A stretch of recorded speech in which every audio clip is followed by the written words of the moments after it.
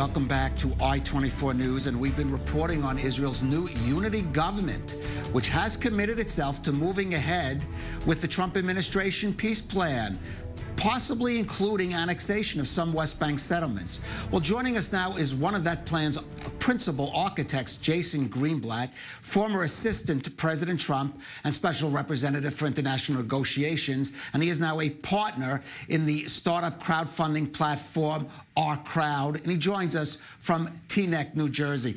And Jason, as I mentioned, we have this new unity government. Both of its leaders, Benjamin Netanyahu and Benny Gantz, have come out in principle in support of the Trump administration peace plan, including that they are going to start discussing this summer even the element of annexing some West Bank settlements. So I want to just get your reaction to this development, this new government. Well, first of all, mazal tov to the state of Israel. I think this new government was sorely needed. Having 3 elections has caused great complications for Israel. So very important. I'm very glad that I congratulate Prime Minister Netanyahu and Speaker Benny Gantz. I think that the government will hopefully embrace the Trump vision. I think President Trump and our team worked really hard to create a realistic peace plan, one that is actually implementable, as opposed to using the talking points of the past. And I think we've put forth a vision that greatly improves the lives of Palestinians and gives them something that if they take it seriously and come to the table and negotiate in good faith, they can create something as spectacular as Israel has managed to create over the past 7 or so decades. Right. Now, the focus, of course, of the administration is there in the U.S., and it really has a monumental task ahead of it on how to maneuver, negotiate out of the coronavirus and into some kind of economic recovery. There is a lot of debate about it. Some criticism of the way the president is approaching it. We know Governor Cuomo is going to be there in the White House today. I want to just get your view of it. You were there, of course, in New Jersey. That is one of the centers of the, or I would almost say the epicenter of the pandemic. Yes, look, I've been fortunate. I've been on lockdown with my family, all 6 kids, my wife, and we've been here for about 5 weeks now. I think maybe the best way I could explain it is the segment you ran a little while ago on the falafel owner, the falafel store owner. I know President Trump, I know Vice President Pence, I know Jared Kushner, I don't know the whole team that's working on the task force, but what I do know is they're working desperately hard to balance the people in our country, like the falafel store owner, those who are hurting. This has decimated the economy in the United States and around the world, really.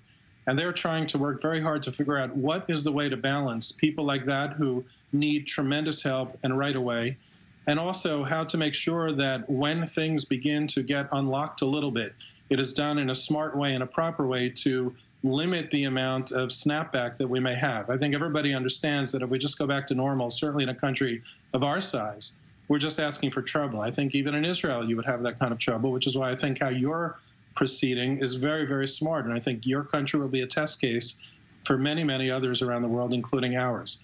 But what I do know is that the president is not trying to blanket our country with rules that don't make sense. Each state is different. Each city is different. New York and New Jersey have suffered in ways that other states in our country have not. And they are trying to very carefully calibrate what they need to do to balance the health risk and getting the economy started again. Well, certainly a lot of tough choices, tough decisions are going to have to be made. And Jason, we've talked about the role of technology in dealing with this coronavirus pandemic. You're now involved, of course, as a partner with Our Crowd. You've just written about the role of technology in education, home education, which has become so big now. And I know, of course, you have a personal stake in that. So I wanted to just speak a little about that.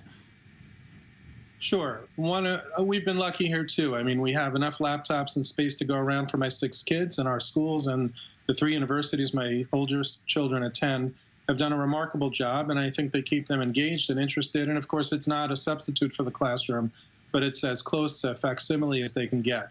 But unfortunately, there are many students around our country and others, I'm sure in yours as well, who don't have those luxuries. And I think what we need to do is, as we get out of this crisis, we need to recognize that this crisis, not to the magnitude, I hope, ever again will it happen, but we will have problems again, and therefore we need to get on this right away and make sure that every student in our country has the access that my own kids have to make sure that when we do go on lockdown again, even if it's in isolated pockets, that they have the ability to attend school.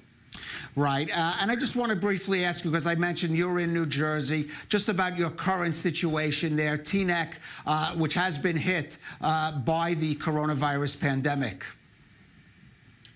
Well, I think Teaneck was very smart. Both the Jewish community here, the Rabbinical Council of Bergen County, as well as the township itself, they locked down very early. It was right after the holiday of Purim when we got an email notifying us that all synagogues in Bergen County are to close. That Motzei Shabbat, the mayor of Teaneck closed down the town. So they got on it as soon as they saw there was a problem, which is contrary to some others around that time when people finally recognized the potential threat.